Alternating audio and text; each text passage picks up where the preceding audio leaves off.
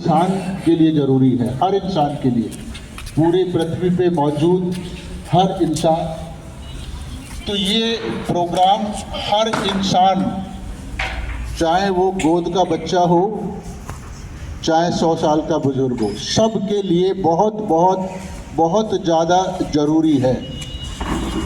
तो इसी भावना से हम सब इसको करेंगे, क्योंकि ये मनुष्य के जीवन का अंतिम लक्ष्य है जो ये प्रोग्राम से आपको हासिल होगा। समझ आ गया पॉइंट? सारे काम तो हम दुनियादारी के करते ही हैं, पर मानव की जिंदगी का जो लक्ष्य होता है वो है परमात्मा से मिलन। वो हमारा अभी तक हुआ नहीं है। हम सब लोग पूजा पाठ करते हैं, हर धर्म का इंसान अपने ढंग से, अपने श्रद्धा के अनुसार, अपने तरीके से पूजा पाठ करता है, पर सबकी इच्छा एक ही होती है कि जिसकी भी वो पूजा कर रहा है उस शक्ति का आशीर्वाद उसको मिले और जीवन की परेशानियां हटें। तो ये सबकी इच्छा होती है। पर हम देखते हैं कि जब हम प्रार्थना करते हैं, जो भी हमारे इष्ट देव हैं, जिनकी भी हम पूजा पाठ कर रहे हैं, जिस भी तरीके से कर रहे हैं, तो वो जो हमारी पूजा पाठ, प्रार्थना, हवन, जप, तप, दान, पुण्य, कुछ भी, वो परमात्मा तक, यानी जिसकी भी हम पूजा कर रहे हैं वहाँ तक जा रहा है या नहीं जा रहा। दो ही बात होगी ना, या तो हमारी प्रार्थना पूजा वहाँ जाएगी ईश्वर तक, या नहीं जाएगी। तीसरा तो कोई चांस है नहीं। तो ऐसा जब हम लोग भगवान से बात करते हैं, उनकी प्रार्थना करते हैं, तो कभी भी हमको कोई ऐसा एहसास नहीं होता कि ये मेरी बात परमात्मा तक या जिसकी भी मैं पूजा कर रहा हूँ वहाँ तक पहुँच गई है। नहीं होता है। जैसे मेरे को पता लग रहा है भी मेरी आवाज़ आप तक आ रही है, और मुझे भी समझ आ रहा है आपकी रिएक्शन देख के कि आपको समझ आ रही है बात। तो ऐसा आदान प्रदान परमात्मा के साथ हमारा नहीं होता है। तो श्रद्धावश जिंदगी भर हम पूजा पाठ करते हैं और फल की इच्छा में बैठे रहते हैं। तो कभी कभी इच्छा पूरी हो जाती है और हजारों बार इच्छाएं पूरी नहीं होती है। तो इसका मतलब है कि हम इंसान और परमात्मा दोनों के बीच में अभी कुछ ना कुछ दूरी है। जैसे हम लोग कहते हैं ना बहुत बार, भगवान को क्या कहते हैं? ऊपर वाला, कि ऊपर वाला हमारी कभी तो सुनेगा, ऐसे बोलते हैं ना। तो इसका मतलब हम मनुष्य ये मानते हैं कि हम लोग नीचे रहते हैं और परमात्मा भगवान कहीं ऊपर रहते हैं। तो दोनों के बीच में एक दूरी है। तो दूरी अगर ये हट जाए, यानी हम और परमात्मा मिलकर एक हो जाएं, तो वो हमारी बात सुनेंगे और हमारी हर परेशानी को दूर करेंगे। क्यों दूर करेंगे, सवाल ये भी तो उठता है ना। अब कहते हैं कि परमात्मा परम पिता परमेश्वर, वही हमारे माँ, तुम्हें माता पिता तुम्हें, ऐसे बोलते हैं ना हम लोग। तो वही हमारे माँ है, वही बाप है। तो कोई भी माँ, कोई भी बाप ये नहीं चाहता कि उसके बच्चे दुखी रहे, परेशान रहे, पर हर इंसान कुछ ना कुछ ढंग लेके दुखी होता है। तो इसका मतलब कुछ बीच में कुछ गड़बड़ है। वो गड़बड़ आज हटेगी। अब कैसे हटेगी और कैसे ये मिलन होगा, उसका भी कुछ सिस्टम होगा। जब ये इतना जरूरी काम है तो परमात्मा ने निश्चित रूप से कुछ ना कुछ हमारे अंदर ऐसा बना रखा है जो इस काम को पूरा करे। तो वो बना तो हुआ है पर वो चालू नहीं है। तो अभी क्या कर सकते हैं, देख उसको समझेंगे ये चार्ट के। जैसे ये शरीर है, जैसे आँख है तो दिखता है, आँख नहीं होती तो नहीं दिखता, चाहे आप कितने भी धार्मिक हो। ऐसा ही नियम है ना। तो ऐसे ही हर अंग का अपना काम है।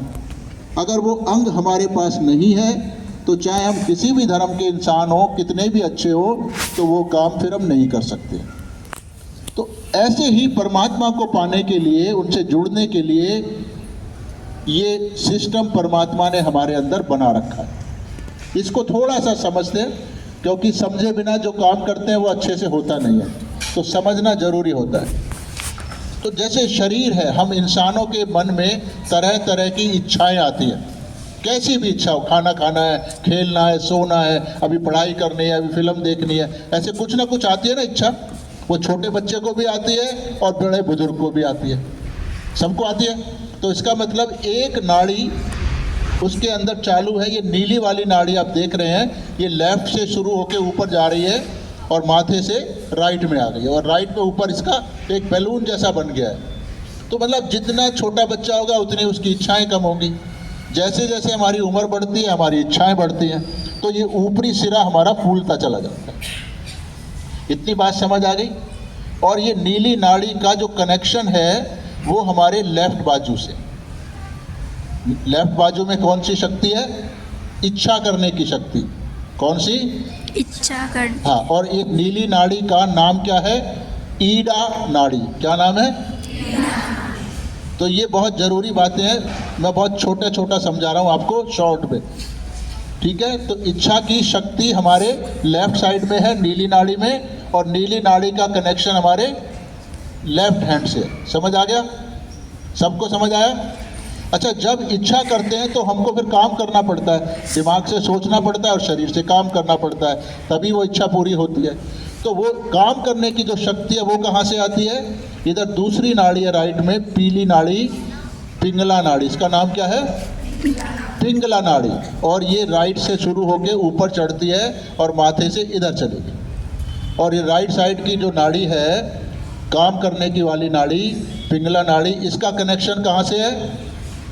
राइट बाजू से, ठीक है। इच्छा हमारे लेफ्ट में हुई, क्रिया हमारे राइट में हुई। दो बात, तो ये दो काम हर इंसान करता है।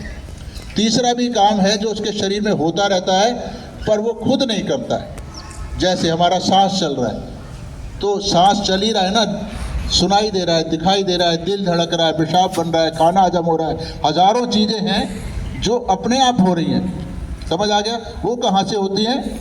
बीच में एक और नाड़ी है, तीसरी वाली, सुषुम्ना नाड़ी। क्या नाम है इसका?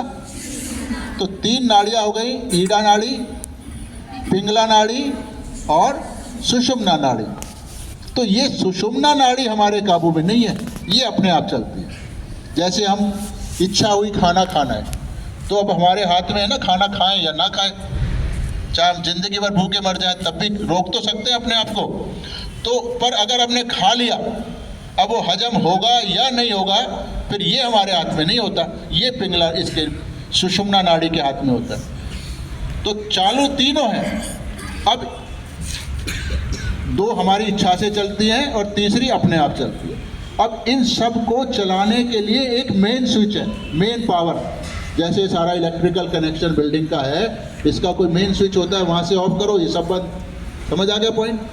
तो मेन स्विच क्या है? सबसे नीचे एक त्रिभुज आप देख रहे हैं, ये जो हमारी रीढ़ की हड्डी है, ये हिस्सा, यहाँ सबसे निचला हिस्सा, इस हड्डी के अंदर ये शक्ति बैठी होती है जो स्प्रिंग जैसी दिखाई है हमने। और इस शक्ति का क्या नाम है? कुंडलनी। क्या नाम है? कुंडलनी। ये तो अभी यहाँ पर हम बता रहे हैं, आपको नहीं महसूस हो रही, लेकिन जो हमारे टीचर्स हैं उनको सबको मालूम है। जब बच्चा गोदी में होता है छोटा, तो ये यहाँ पर तालू होता है, उसको ऐसे ऐसे करता रहता है, वो हर इंसान के होता है। तो ये जो धड़कन है, यही धड़कन कुंडलिनी है, यानी हर इंसान में होती है। और यही सबसे बड़ी चीज़, नहीं बच्चों को शायद ना देखा हो आप लोगों ने, पर जब बड़े होते हैं वो देखते हैं ना, गोदी में यहाँ धड़कता है ऐसे ऐसे। कभी छोटे बच्चे को देखना, वो यहाँ करता रहता है ऐसे। तो ये धड़कन ही कुंडलिनी है, यही परमात्मा की सबसे बड़ी शक्ति है। जब ये द्वार बंद हो जाकर बैठ जाती है। चल रहा, समझ आ गया पॉइंट? और ये जो भी हमारे कर्म हम कर रहे हैं वो सब रिकॉर्ड करते हैं। कहते हैं ना, भगवान के पास सबके कर्मों का हिसाब होता है। तो वो आप ही के शरीर में सब कुछ होता है जब वो दिखाते हैं तो। समझ आ गया पॉइंट? तो कोई भी काम छुपा के आप नहीं कर सकते हो भगवान से। दिखाते तो अब हमको क्या करना है? अब एक तो देखो, ये द्वार हमारा बंद हो गया, हड्डी मजबूत हो गई। और एक ये माथा, इस पे आप देख रहे हैं कि इधर वाली नाड़ी इधर चली गई और इधर वाली नाड़ी इधर चली गई। ये द्वार भी बंद है। ठीक बात समझ आ रही है? और बीच में एक हरा घेरा देख रहे हैं, बहुत बड़ा। हरे घेरे में खाली जगह दिख रही है। तो ये यानी ये नाड़ी होती नहीं है। ये जो बीच वाली सुषुम्ना नाड़ी मैंने आपको बताई है, ये हरे घेरे से ऊपर से चालू है, यहां से चालू होती है। ये समझ आ गया पॉइंट? और कुंडलनी कहाँ चले गई? और भी नीचे, हरे घेरे से नीचे। तो एक तो ये हरा घेरा जो है, इसके अंदर खाली जगह हो गई, ये नाड़ी है ही नहीं यहाँ पे, ऊपर से चल रही है। दूसरा, एक दरवाजा ये बंद हो गया हमारा, और एक ये बंद हो गया। जैसे वो और भगवान की शक्ति कहाँ चली गई? सबसे नीचे। ज्यादा दिखाना। इतना पॉइंट समझ आ गया? अब इसका मतलब ये हुआ कि ये जो कुंडलिनी है अगर जाग के ऊपर भी चढ़ना चाहेगी तो एक तो ये खाली जगह हो गई, एक ये द्वार बंद हो गया। ये कर ले, कितना भी ध्यान लगा ले, वो परमात्मा से नहीं जुड़ सकता क्योंकि ये जगेगी नहीं। तो फिर क्या होगा कि ऐसा कोई इंसान चाहिए जो पहले से जिसकी कुंडलिनी शक्ति जगी हो, कोई अवतार हो, कोई बहुत पहुंचे हुए गुरु हो, सच्चे गुरु हो, तो वो अपनी शक्ति से आपकी इस कुंडलिनी को जगाते हैं। सर को ज्यादा पर कब जगाते? जब आप चाहते हो कि मेरी कुंडलिनी जगे और मेरा मिलन भगवान से हो जाए। तो ये एक शर्त है, मिलन ईश्वर से हो जाए तो ये काम होगा। अगर ये इच्छा नहीं होगी तो फिर कुछ नहीं होगा इस प्रोग्राम से। और सबको मालूम है कि परमात्मा की इच्छा के बिना पत्ता भी नहीं हिलता। तो जब आपका मिलन उस शक्ति से हो जाएगा, वो शक्ति आपके अंदर आने लगेगी, तो फिर निश्चित रूप से आपके जीवन की हर परेशानी को ये शक्ति दूर करेगी। क्योंकि कहते हैं ना, वो तो माँ और बाप दोनों ही है भगवान। तो हमारी हर परेशानी को दूर करेंगी। हमारी जो बीमारियां होती हैं शरीर में, धीरे धीरे वो ठीक हो जाएंगी, दवाइयाँ छूट जाती हैं। तनाव बहुत है आज के ज़माने में, हर छोटे बच्चे को भी बड़े को भी, किसी को किस किस्म का तनाव है तो किसी को किसी किस्म का। तो ये मानसिक समस्याएं भी धीरे धीरे करके चली जाती हैं। क्यों चली जाती हैं? क्योंकि जो जिंदगी की इसलिए तो अपने आप ही चली जाएगी। ये शक्ति उसको हर समस्या को ठीक करेगी। चाहे वो पैसे की दिक्कत है, वो भी ये पावर आपको ठीक करती है, क्योंकि पैसे के बिना भी जिंदगी नहीं कटती है। तो आर्थिक स्थिति भी ठीक होती है। बच्चों के लिए मानसिक स्थिति, IQ बहुत बढ़ जाता है, उनकी मेमोरी बहुत शार्प हो जाती है। कॉन्फिडेंस कि बहुत सारे बच्चे बहुत इंटेलिजेंट होते हैं, पर वो जब टीचर कहते हैं भी सुनाओ तो वो ऐसे ऐसे कांपते हैं, फिर नहीं सुनाया जाता। या एग्जाम से पहले ही बहुत सारे बच्चे बीमार हो जाते हैं, जबकि आता है सब कुछ उनको। ऐसा नहीं है कि नालायक बच्चे हैं वो। तो ये कॉन्फिडेंस की जो कमी है, ये दूर होना बहुत ज़रूरी है। तो ये शक्ति सब कुछ करती है। और हजारों चीज़ें, इतनी चीज़ें, अनंत अनंत अनंत आशीर्वाद इस शक्ति के हैं। कहने का समझिए कि आप ये सोचे, ये मेरी समस्या, प्रार्थना करेंगे जब ये शक्ति मिल जाएगी हमारे को, उधर से वो समस्या दूर। तो जीरो प्रॉब्लम लाइफ। कैसी लाइफ? Zero problem life. आज के ज़माने में तो सिर्फ लाइफ ही प्रॉब्लम बनी हुई है सबके लिए। तो ये सहज योग, इसको हम कहते हैं सहज योग, जो हम आज कर रहे हैं। तो जीरो प्रॉब्लम लाइफ आप लीड कर सकते हो, जी सकते हो जैसे हम जीते। तो हम भी तो सामान्य ही व्यक्ति थे ना, हमें ये पाया, हमें मिला, तो हमने कहा भाई समाज को दिया जाए। ये हमारी इच्छा है और कोई यहाँ पे इच्छा नहीं है हमारी। तो ये जीरो प्रॉब्लम लाइफ आप लीड कर सकते हो। ठीक है, इतनी बातें समझ आ गई। मैंने किसी धर्म की कोई बात आपको नहीं, जो भी आपका धर्म है, जो भी पूजा पाठ आप करते हैं, जो भी विश्वास है, जो खाना पीना, जैसे भी आपका जीवन है, ये शक्ति आपके अंदर है। जैसे मान लो कोई बीमारी होती है, आपने बीमारी ठीक करा ली डॉक्टर के पास जाके, आपका जिंदगी आपको फायदा हो गया। तो इसी तरह ये शक्ति आपको मिलनी है। ठीक है, समझ आ गया? तो अब कैसे करेंगे इसको? आपके काम की चीज है तो करना है। अब इसको कितने बच्चे करना चाहते हैं? चलो ठीक है। अब सवाल यह है कि इस शक्ति को कौन जगाएगा? ये हमने एक फोटो लगा रखा है श्री माता जी निर्मला देवी जी का।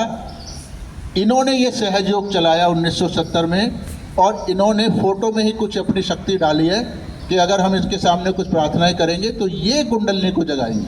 तो ये अभी एक थ्योरी हुई आपके लिए। जब जाग जाएगी, प्रैक्टिकल हो जाएगा, तो फिर आपको समझ आ गया हाँ हो गया। तो हम दोनों हाथ ऐसे करेंगे लेने के लिए, तो आराम से गोद में रखो अभी, और आंख बंद करके बाद में करना है, इसलिए आंख खोल के पहले देखते हैं। तो सबसे पहले राइट हैंड को जमीन पे रखते हैं ऐसे। जो टीचर्स हैं वो साइड में लटका सकती हैं आराम से। राइट को, हाँ ठीक है, ऐसे। तो ये हम क्या, लेफ्ट माँ की तरफ, एक हाथ तो माँ की तरफ रहेगा, उधर से शक्ति आएगी और हमारी खराबियों को जमीन में डालेगी। कर लो ठीक है। उसके बाद दोनों हाथ आगे कर लो और उल्टा हाथ कोहनी के पास से मोड़ देंगे। ये अभी हम बेटा राइट हैंड माँ की तरफ और लेफ्ट हैंड ऊपर की तरफ। देखो आंटी को देखो क्या कर रहे हैं। ठीक है, दोनों अब ये हम कर रहे हैं, राइट साइड को शुद्ध कर रहे हैं। उसके बाद फिर दोनों हाथ आगे कर लेंगे, दोनों हाथ आगे कर लेंगे। और अब ये द्वार बंद था, इसको भी खोलना है, तो इसलिए इस हाथ से इस माथे को पकड़ेंगे, राइट हैंड से बेटा, सीधे हाथ से, सीधे हाथ से, और इसको थोड़ा सा दबाएंगे ऐसे, और ऐसे उस वक्त गर्दन झुकाएंगे। कुछ प्रार्थनाएं मैं करवाऊंगा, वो आंख बंद करके बताऊंगा, ठीक है। उसके बाद इसको पीछे की तरफ ले जाएंगे और ऐसे आकाश की तरफ मोड़ेंगे। और आखिर में ये जो बता रहा हूँ ना, नरम हड्डी थी यहाँ पे, सिर के ऊपर इसको ऐसे लगाएंगे, ऐसे नहीं रखना, ऐसे लगाना, ठीक है। और अभी मेरे को ऐसे ही देखते रहो, मैं आपको सिखा रहा हूँ कि करना क्या है। तो ऐसे उस वक्त आंख बंद करके हम ऐसे करेंगे और इसको दबाकर ऐसे धीरे धीरे चमड़ी को घुमाएंगे और मन में प्रार्थना करेंगे कि श्री माता जी मुझे मेरा आत्म साक्षात्कार दीजिए। क्या मांगना है? शाबाश, बस इतना काम है, फिर आंख खोल लें। दोनों हाथ ऐसे कर लो। अब माँ को देखो, जो चेयर्स पे हैं अगर वो जूते उतारेंगे तो अच्छा रहेगा, बच्चे जो नीचे बैठे हैं वो तो अच्छे हैं। तो आप श्री माता जी को देखते रहें, अब मुझको नहीं देखें। अब मेरे काम पूरा हो गया है, मैं सिर्फ बोलूँगा, उनको देखते रहें और मन में ही कहें कि माँ मुझको भी अपना प्यार दीजिए, ऐसा। तो आप श्री माता जी के फोटो को देखते हुए धीरे धीरे आंखें बंद कर लें और पूरे कार्यक्रम में आंखें बंद रखें।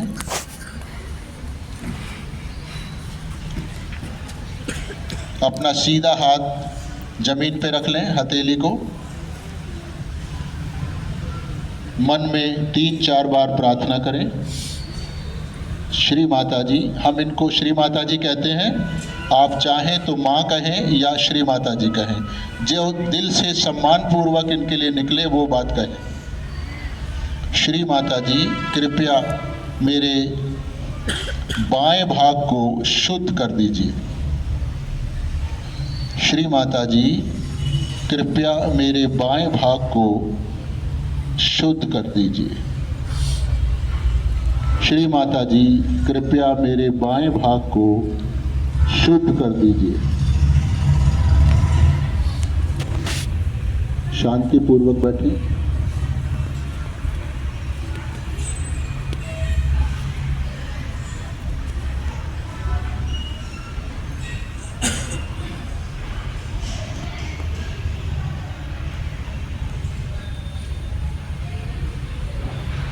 अब दोनों हाथ श्री माता जी की तरफ कर लें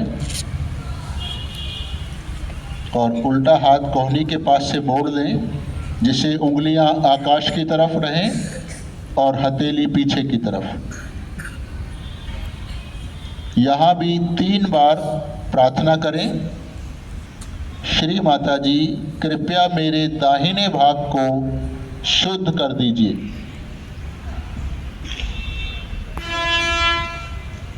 श्री माता जी कृपया मेरे दाहिने भाग को शुद्ध कर दीजिए। श्री माता जी कृपया मेरे दाहिने भाग को शुद्ध कर दीजिए। पूर्ण शांति से बैठे। अभी दोनों हाथ श्री माता जी की तरफ कर लें, आंखें बंद रखें। 3 बार फिर प्रार्थना करें, श्री माता जी कृपया मुझे संतुलित कर दीजिए। श्री माता जी कृपया मुझे संतुलित कर दीजिए। श्री माता जी कृपया मुझे संतुलित कर दीजिए।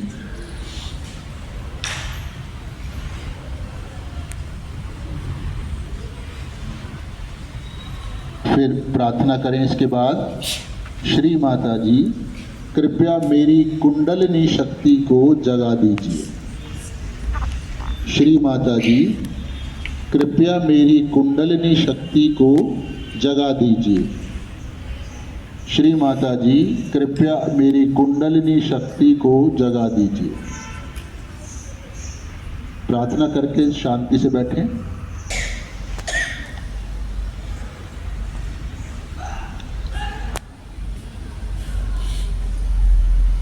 अभी लेफ्ट हैंड ऐसे ही रहने और गर्दन सम्मान पूर्वक झुका लेंगे। मन में कहेंगे कि श्री माता जी मैंने सबको क्षमा कर दिया। किसी ने कितना ही भी बुरा आपके साथ किया हो, इस वक्त उसे याद ना करें, सिर्फ कहें, कहने से ये द्वार खुलेगा। श्री माता जी मैंने सबको क्षमा कर दिया, क्षमा कर दिया, क्षमा कर दिया।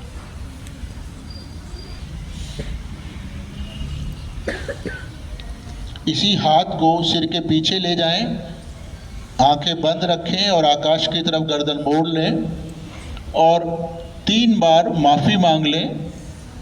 श्री माता जी जाने अनजाने में हमसे कोई भी गलती हो गई हो तो कृपया हमें क्षमा कर दीजिए। श्री माता जी जाने अनजाने में हमसे कोई भी गलती हो गई हो तो कृपया हमें क्षमा कर दीजिए। श्री माता जी जाने अनजाने में हमसे कोई भी गलती हो गई हो तो कृपया हमें क्षमा कर दीजिए।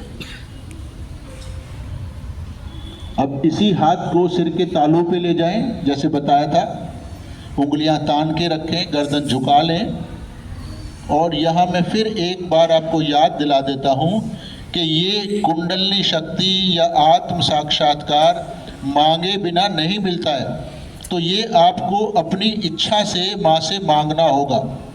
तो हथेली को दबाकर धीरे धीरे क्लॉकवाइज दिशा में घुमाएं, जिससे आपके सिर की चमड़ी भी साथ साथ घूमे, मतलब प्रेशर इतना लगाना है। और मन में कहना है माँ से, उनसे मांगना है, श्री माता जी कृपया मुझे मेरा आत्म साक्षात्कार दीजिए। श्री माता जी कृपया मुझे मेरा आत्म साक्षात्कार दीजिए। श्री माता जी कृपया मुझे मेरा आत्म साक्षात्कार दीजिए। श्री माता जी कृपया मुझे मेरा आत्म साक्षात्कार दीजिए। श्री माता जी कृपया मुझे मेरा आत्म साक्षात्कार दीजिए। श्री माता जी कृपया मुझे मेरा आत्म साक्षात्कार दीजिए। श्री माता जी कृपया मुझे मेरा आत्म साक्षात्कार दीजिए। अभी आप ऐसे ही धीरे धीरे घुमाते रहें और मन में प्रार्थना करें 1 मिनट के लिए। धीरे धीरे दोनों हाथ श्री माता जी की तरफ कर लें, गोदी से ऊंचा, और थोड़ा ध्यान दें हाथों पर, आंखें बंद रखें कि क्या हमारे एक हाथ में या दोनों हाथों में कुछ महसूस होने लगा है, कोई हल्की सी ठंडक सी, कुछ गरमाइश सी, कुछ झंझनाहट सी, कुछ चींटियाँ सी काटना या अंदर ही अंदर कुछ घूमना। बहुत लोगों को दोनों हाथों में होता है एक जैसा, और काफ़ी बार कुछ लोगों को एक हाथ में अलग होता है और दूसरे में अलग होता है। सबका अपना अपना शरीर है, उस हिसाब से ये होता है। तो आपको खुद ही महसूस करना है कि कहाँ पर क्या हो रहा है। धीरे धीरे आप आंखें खोलें, माँ को देखें, पूरा ध्यान श्री माता जी पर ही रखें। अब राइट हैंड माँ की तरफ ही रहने दें ऐसे ही। लेफ्ट हैंड को अपने सिर के ऊपर तालू पे रख लें जैसे पहले रखा था, और हल्की सी गर्दन झुका लें। अब अपने हाथ को सिर से दूर कर लें, 1-2 इंच दूर करें, और ध्यान से महसूस करें कि क्या आपके सिर के अंदर से कुछ हल्का सा ठंडा या गर्माइश निकल रही है। बच्चों बोलो नहीं अभी। जिस बच्चे को नहीं आ रहा वो कहे, श्री माता जी कृपया मुझे क्षमा कर दीजिए। श्री माता जी कृपया मुझे क्षमा कर दीजिए। श्री माता जी कृपया मुझे क्षमा कर दीजिए। अब इस हाथ को माँ की तरफ कर लें और राइट हैंड से चेक करें सिर के ऊपर। सिर को छूना नहीं है, सिर से 1-2 इंच दूर रखना है।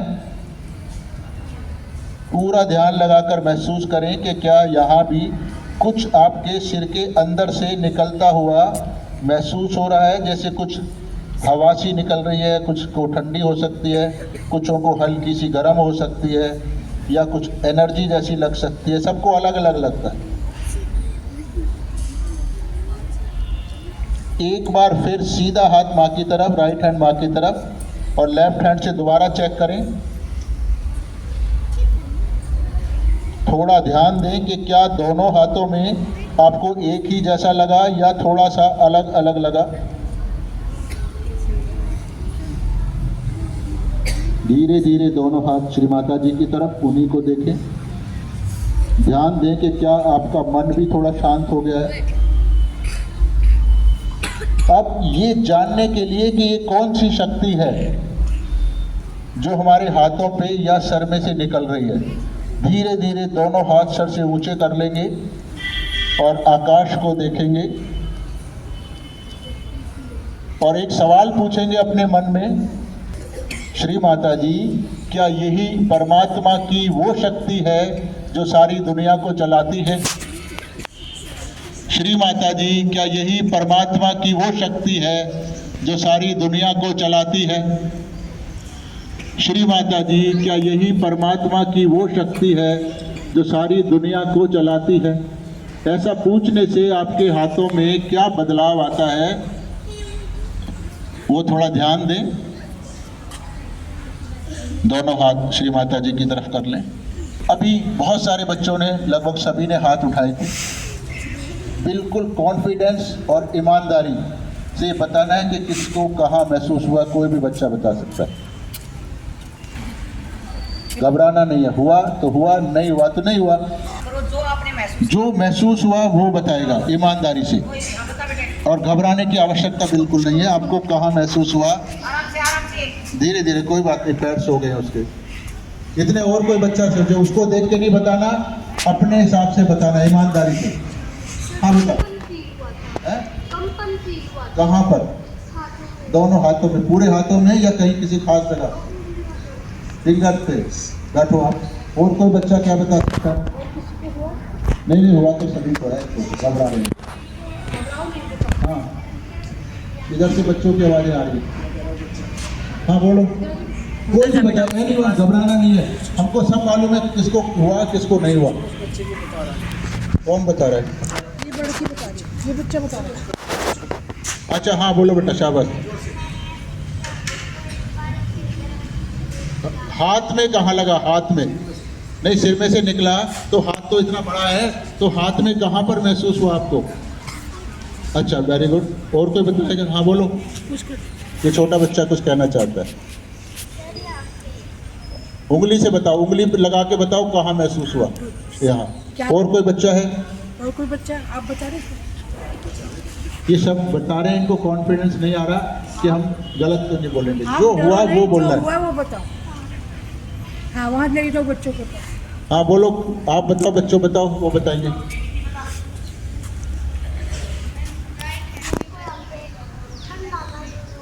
कहाँ पे? हाँ बेटा, आपको कहाँ? अभी तो खड़ी हुई थी यही तो लड़की, पहले दूसरी वाली।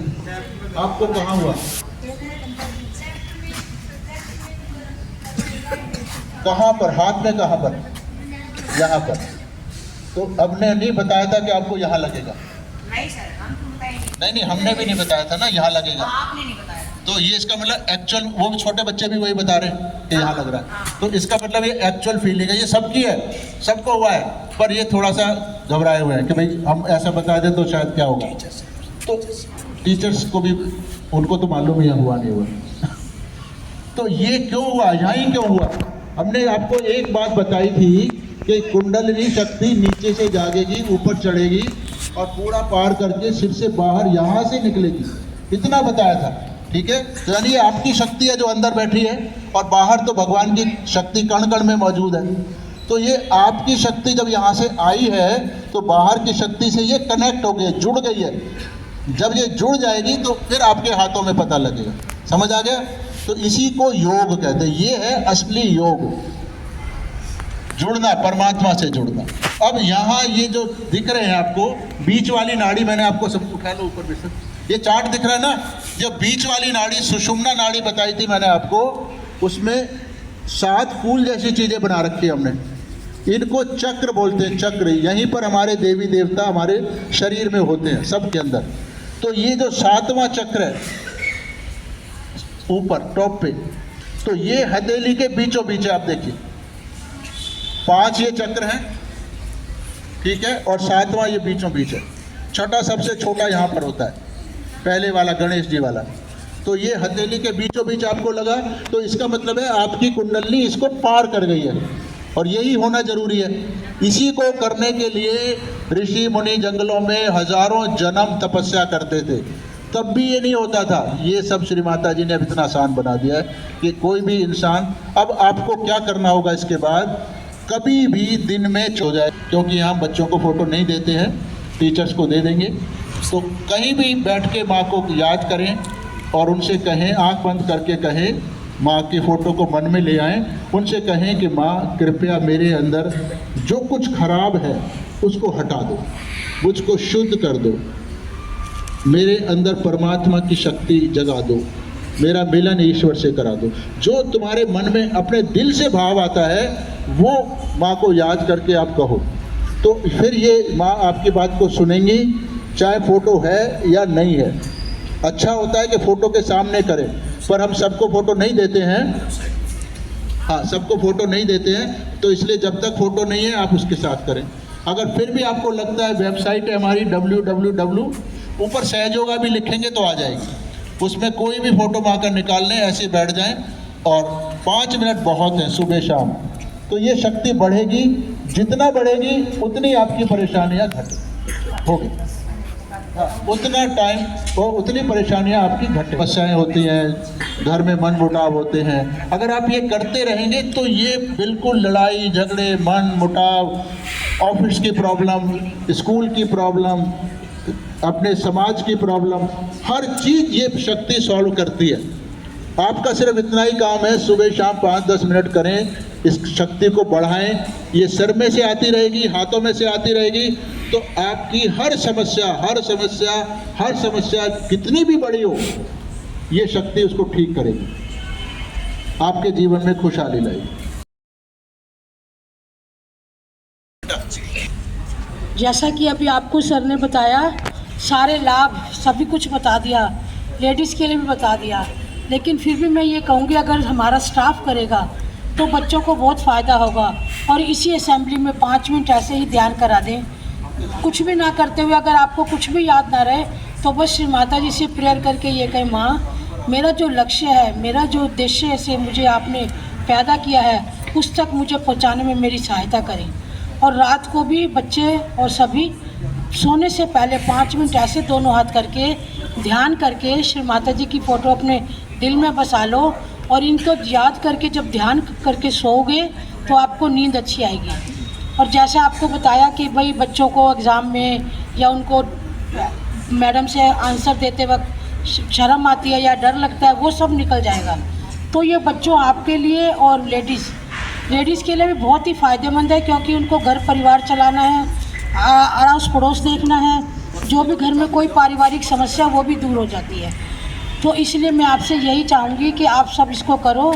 ये कोई धर्म का प्रचार नहीं है, ये बिल्कुल एक साइंटिफिक चीज़ है जो कि आपके जीवन में बहुत ही ज़रूरी है। इसी के लिए हमारा मनुष्य जन्म हुआ है। हम मनुष्य से अब अति मानव की ओर जाएंगे। अगर हमारा कुंडली जो शक्ति बताई है वो ऊपर चढ़ी रहेगी तो हमारे लिए बहुत अच्छा रहेगा, और हमें अपने उद्देश्य को पाने में सहायता मिलेगी, क्योंकि आप ही लोग हमारे देश के कर्णधार हैं। तो यही कहते हुए मैं आपको अपनी वाणी को विराम देती हूँ, और आपसे यही प्रार्थना करती हूँ कि आप इस ध्यान को ज़रूर करें और इसका लाभ देखें। कम से कम 15 दिन करके देखो, फिर आपको इसके चमत्कार मिलेंगे। धन्यवाद।